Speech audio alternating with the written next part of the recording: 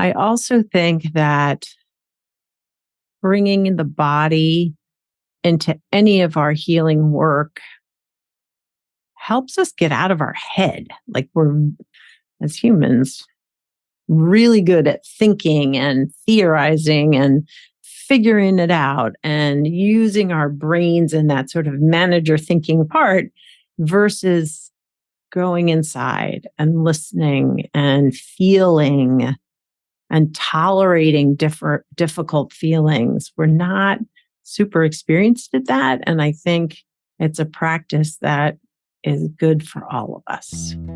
Hi, I'm Biz Cush, a life coach and therapist, and your host here on the Awaken Your Wise Woman podcast.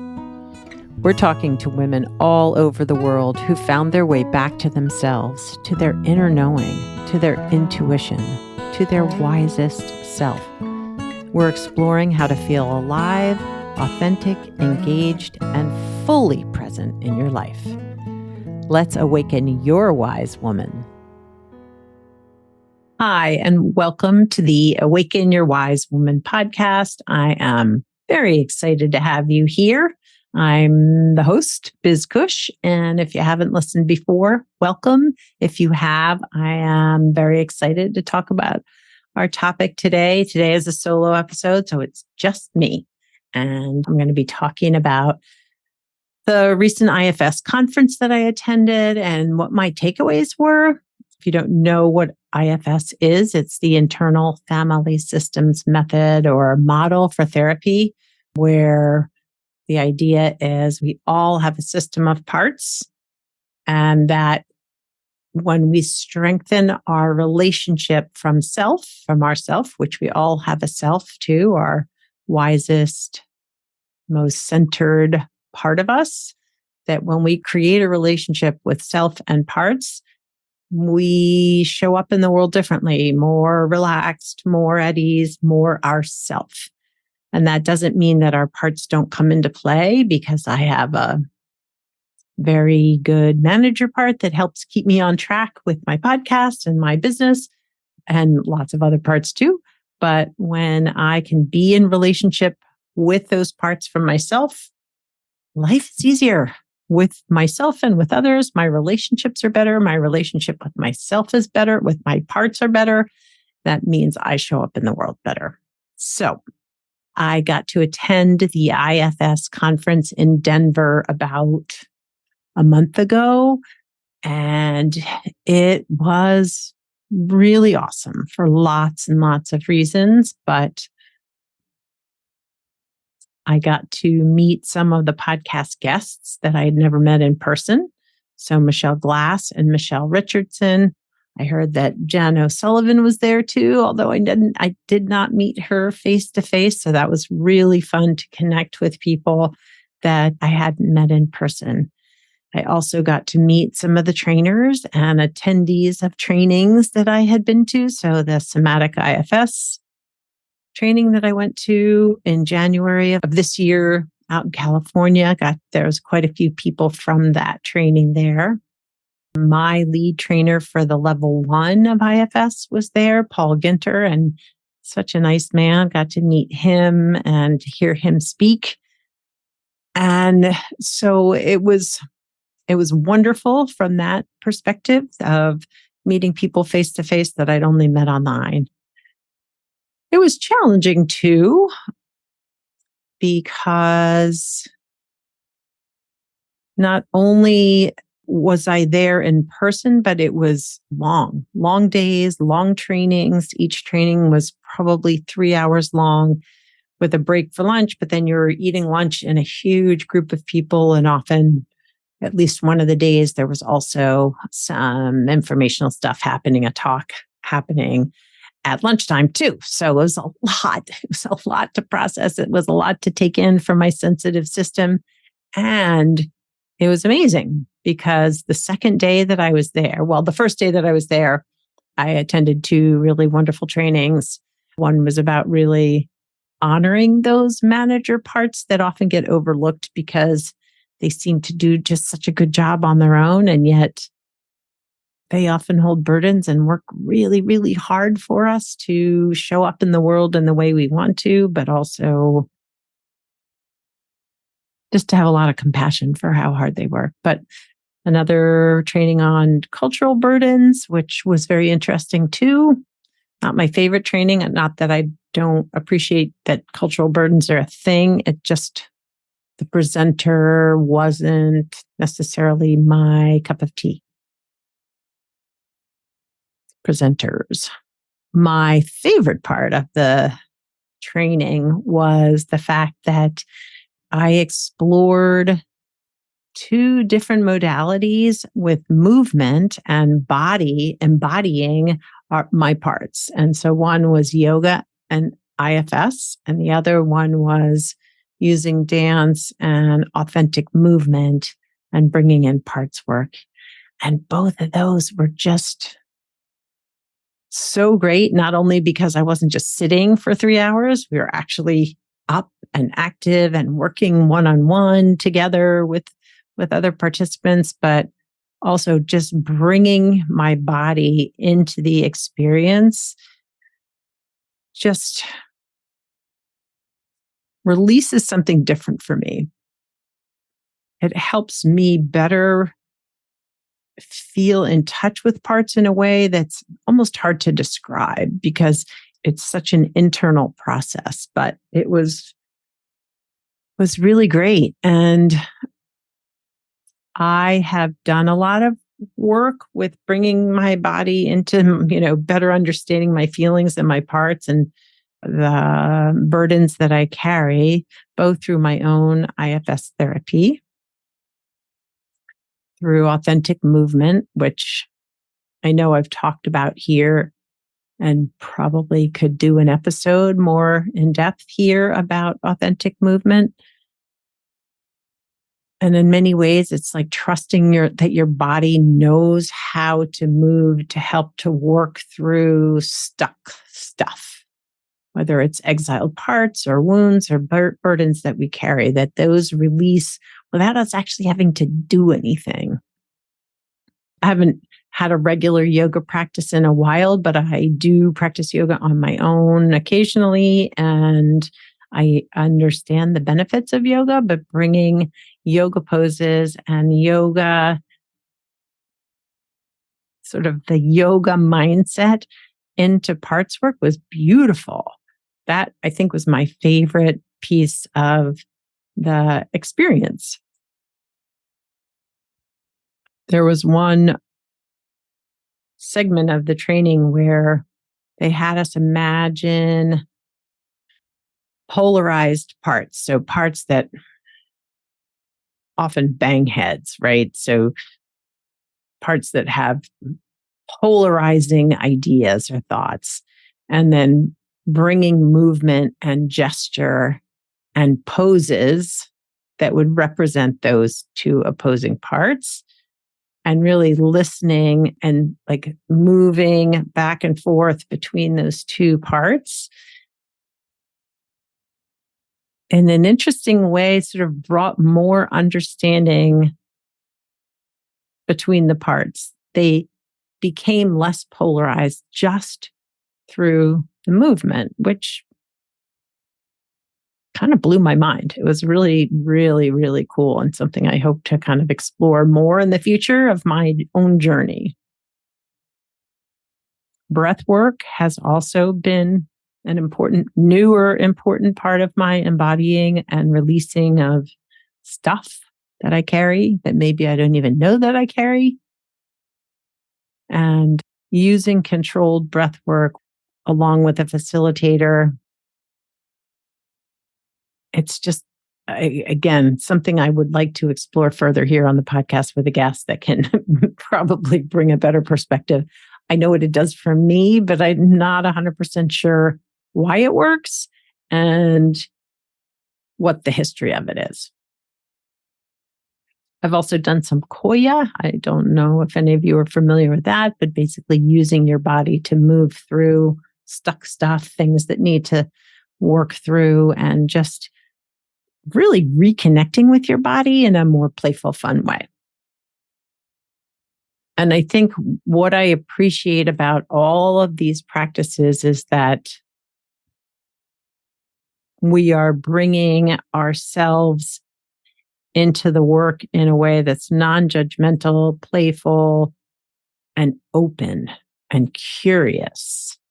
Because really one of the lead characteristics of ourselves, one of the main, what do they call the 8 C's, is curiosity. And so if we can enter these practices with a curious mindset, we're less likely to judge or to look at ourselves like, I'm not doing this right, or feeling awkward or silly. It's just, let's be curious and see what it feels like to play this way.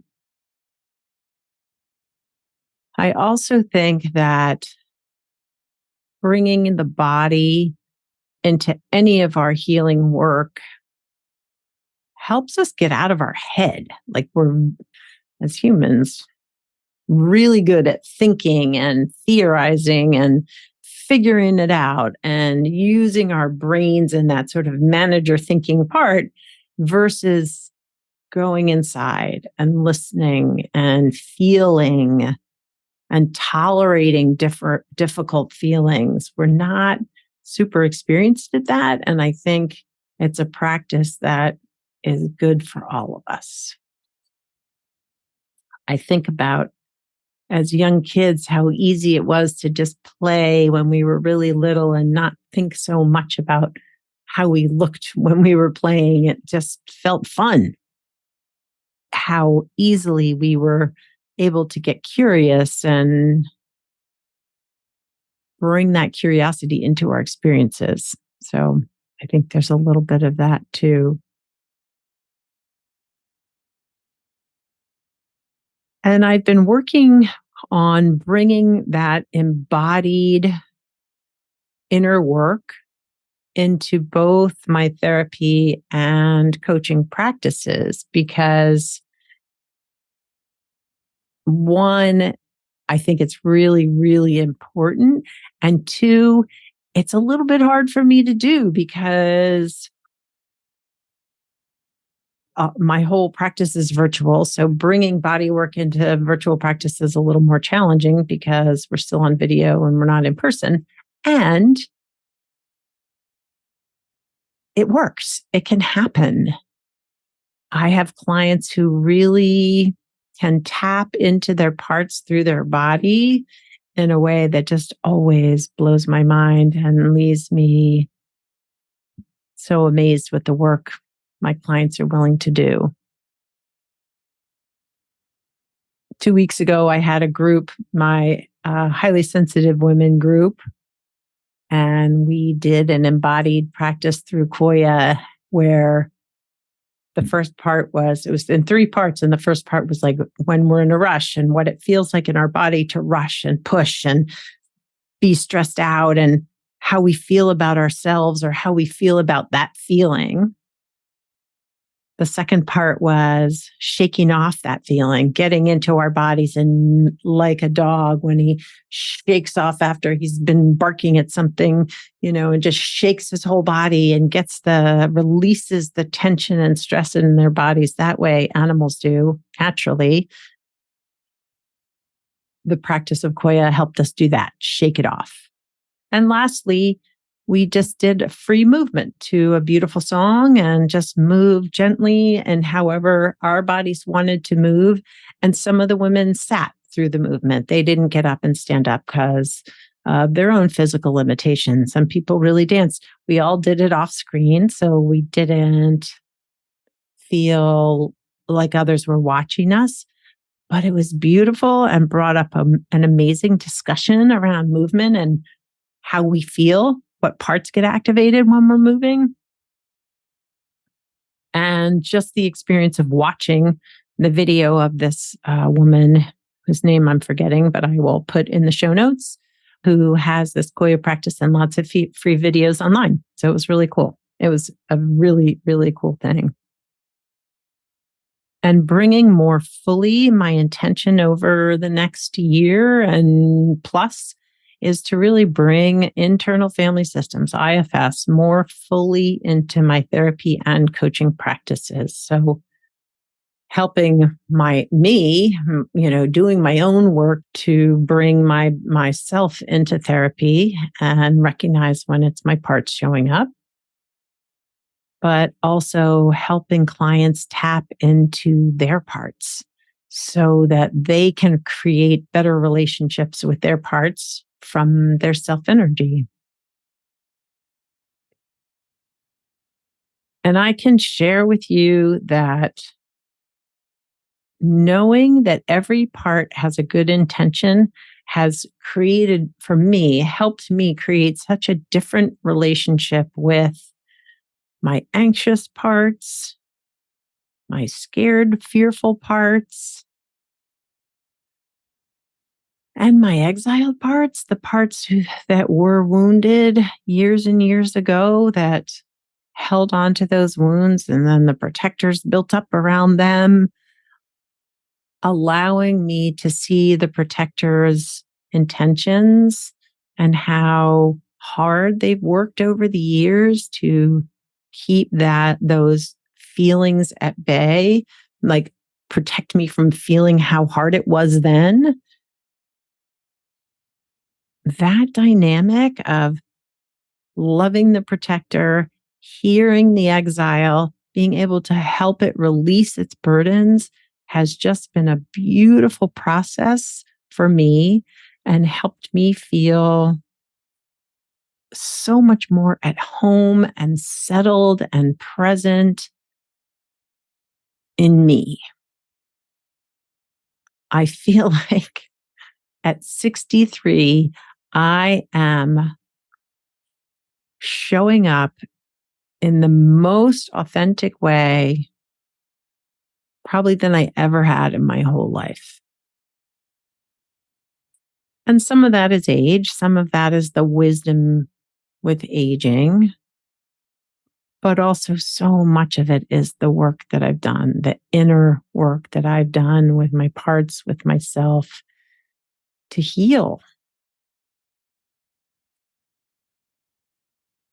And I think what I appreciate so, so, so, so much about IFS is that because the lens is so non judgmental, it's curious, creative, confident, clear. There's more C's that I'm not remembering, that we are seeing ourselves, but also others. So we're seeing our parts, we're working with our parts from that non-judgmental lens, which then helps us see others in the same way, non-judgmentally, with care and compassion and love. And I do believe that our own personal work then reflects out into the world and our work with others, whether it's through therapy or just relationship building with others, whether it's just us interacting with other people in the world. I think that this model has the potential to impact all of us in a really beautiful way. And I know sometimes it sounds a little cultish, and it's not, though. It's just so healing, and it's such a different model from the medical model of you're sick, here's medicine to heal you, go on your way, figure it out. Instead, it's here are the tools to help you heal yourself. Here are the tools to help you find balance and connection within. I think it upends that patriarchal colonialism, colonial medical. It's a much more liberatory method where we are recognizing all humans as valuable, all their parts as valuable, and that every human has self energy. Everyone. And if we can bring that forth in the world, we are relating better to each other just from that space.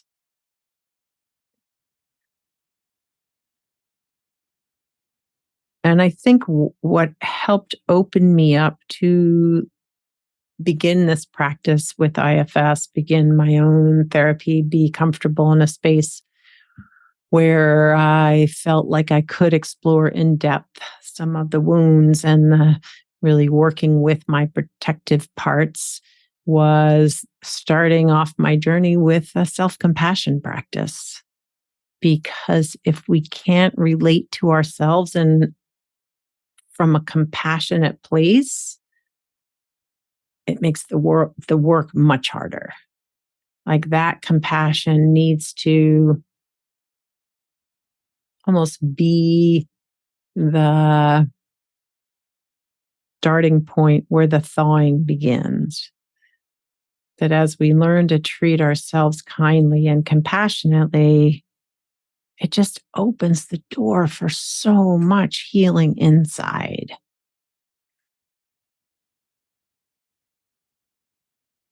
Another piece of the work that has really spoken to me in IFS and my own work, and I've been doing some training in this as well, is in the releasing of legacy burdens. So the things we carry that came to us through the legacy of our ancestors.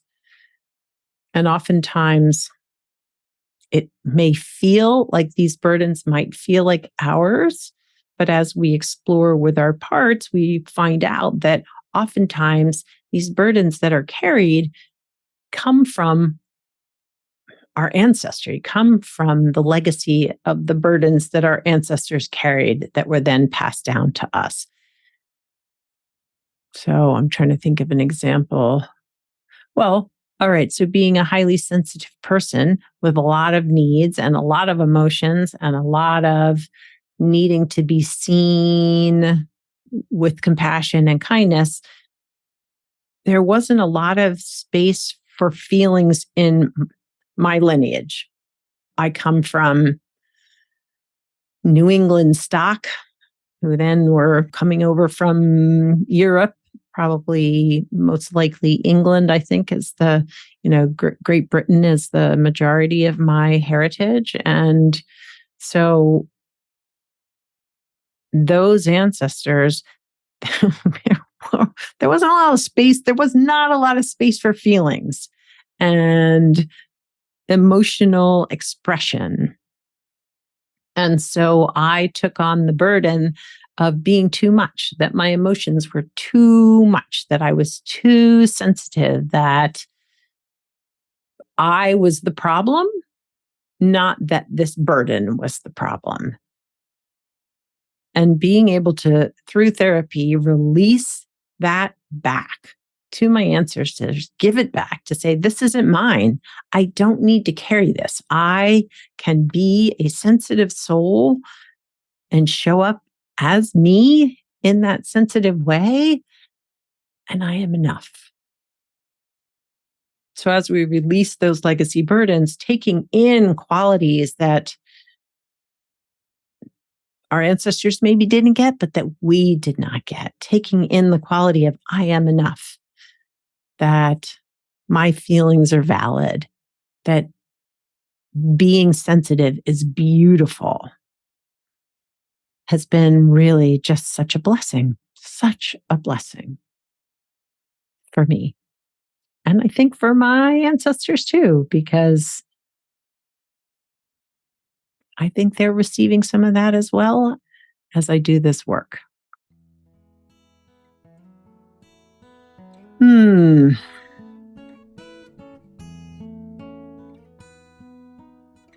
And so all that is to say, this is the work that I bring in with my clients. This beautiful unfolding, whether we're really doing in-depth, quote unquote, IFS work, my lens with all my clients is I am listening for parts. I am validating parts. I am helping clients recognize when it's their parts that are showing up versus themselves. And if their parts are overactivated, not putting shame and blame and judgment upon those parts, but validating how hard those parts are working to keep those exiles and the system safe. And then once we create a better relationship with those protective parts, we can help to heal the wounds, help to go a little bit deeper and release some of those exiles' burdens. So if you are interested in doing this work with me, I would love to talk to you. I have space open in my therapy practice. I am accepting new clients from residents of Maryland and Delaware for virtual therapy. I also have spots open for coaching, life coaching for highly sensitive women. And if you are on my email list, if you are a subscriber, I am offering a 10% discount off on the price if you sign up before the new year. So you'll get a code. If you sign up for the newsletter, I will be sending out emails through the newsletter on the code, but also how to schedule a 30-minute free call with me to see if coaching is the right next step. So you would talk to me first. Then if you were interested in coaching and wanted to sign up, you would get a 10% off code. And that's a pretty good deal. So to sign up for the newsletter, you go to elizabethcushcoaching.com/sign up. If you are already a subscriber, you get my newsletter. You'll get the opportunity to book a 30-minute call. And with that 30-minute call, if you decide to sign up with me, I will give you the 10% off discount code. It's that simple. And I hope you do. I hope you call in. I hope you book a call with me so that we can figure out what the right next step is for you. Embodying the work is really important, and we're not super good at it. And so this is your opportunity to help you bring your body, your soul, yourself, your parts into the work to find a deeper level of healing, of understanding, of compassion, of curiosity into the next part of your journey. As always, thank you so much for spending time with me here today. I've appreciated you listening and tuning in and being a part of this podcast. And I really look forward to connecting with you next time here on the podcast. Thanks for listening to the Awaken Your Wise Woman podcast. The information in this podcast is not a substitute for seeking help from a licensed mental health professional. Music by Andy Cush, sound editing by Laura Disler, and show notes by Kathy Cush. If you'd like more information about me, Biz Cush, and the resources shared today, go to awakenyourwisewoman.com.